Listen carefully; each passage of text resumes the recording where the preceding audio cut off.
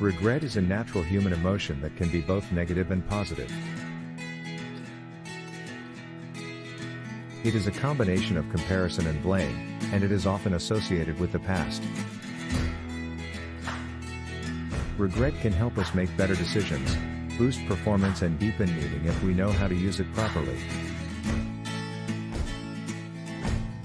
Scientists have been studying regret for over 70 years and have come to two conclusions: regret makes us human, and regret makes us better. At its core, regret is a negative emotion, with two additional elements: comparison and blame. When we compare our current state with what might have been if only, we get regret. And when we assign blame to ourselves, the negative emotion becomes regret. There are two ways to think about the past: at leasts and if-onlys.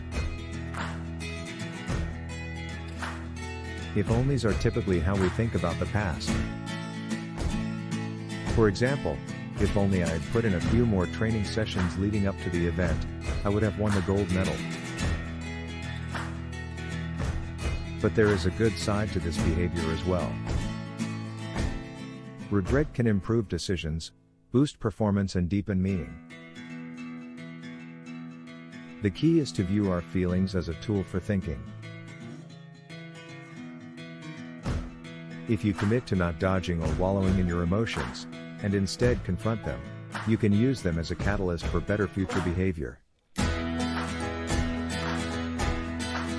In the American Regret Project, Dan Pink found that almost all regrets could be categorized into one of four categories: foundation, boldness, moral and connection regrets. Foundation regrets are related to education, money and health. They often stem from a failure to be responsible or prudent in some area of our life.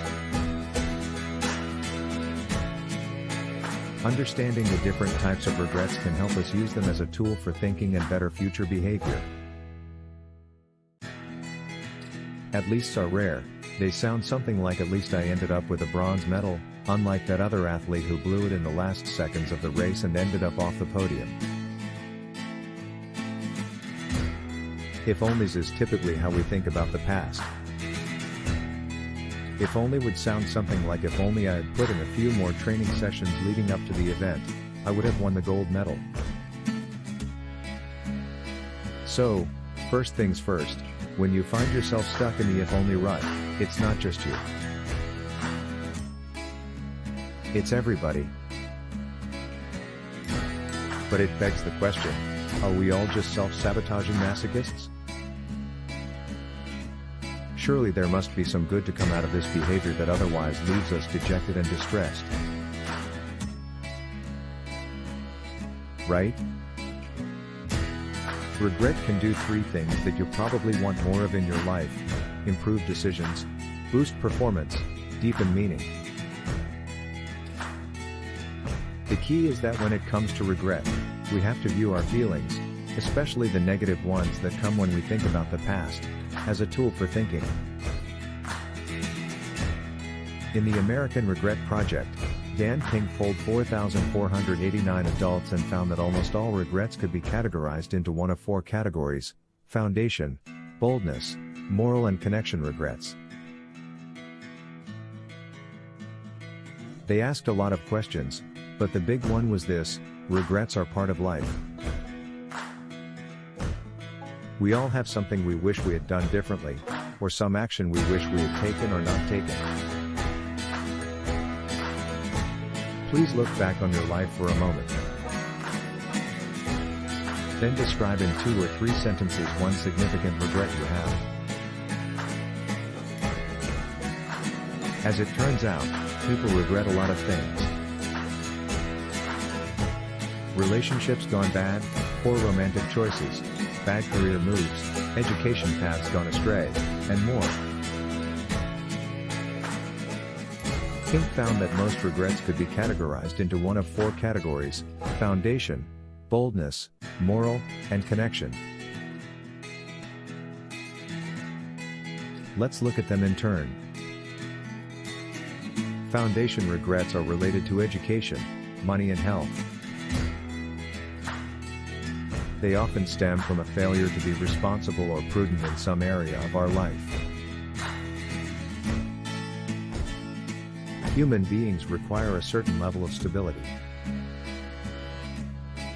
Without it, we find it incredibly hard to pursue our goals. So how do we get ourselves into situations where we feel like we've wasted entire stretches of our lives without accomplishing anything? Unfortunately, even though our brains are often compared to computers, they are really not like computers at all. They very often give us the wrong answers without us noticing. One trick our brains play on us is getting us to value right now more than a steady and consistent path to a better future. We procrastinate, we blow off responsibilities, and we put off the hard work. And when we look back, we regret it. But it's important to remember that regret can be a powerful tool for personal growth and development. By understanding the different types of regrets, we can use them as a tool for thinking and better future behavior. Boldness regrets are related to opportunities we didn't take or risks we didn't take. They often stem from a lack of courage or confidence in ourselves. These regrets can be especially painful because we often have a clear vision of what could have been. But they can also be a powerful motivator to take action and not make the same mistakes again. Moral regrets are related to actions or decisions that we feel were wrong or unethical. They often stem from a failure to live up to our own values or beliefs.